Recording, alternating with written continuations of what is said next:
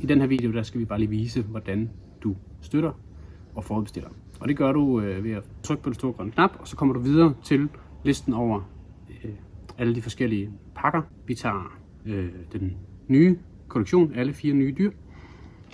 Husk at vælge land, der kan du også søge her fra Danmark, så jeg har gratis shipping, UVI, og siger bum. Så bliver man sendt videre til muligheden for at tilvælge en lille elefant, hvis man nu gerne vil have den med og fuldende elefantfamilien. Så kan man vælge at tilføje den, og man kan da smække flere oveni. Så trykker man videre, og så kommer det så til siden, hvor man kan oprette sine detaljer.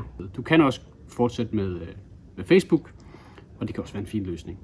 Jeg har ikke behov for Kickstarter opdateringer og bliver så sendt til betalingssiden, hvor jeg skal indtaste mine kortbetalinger.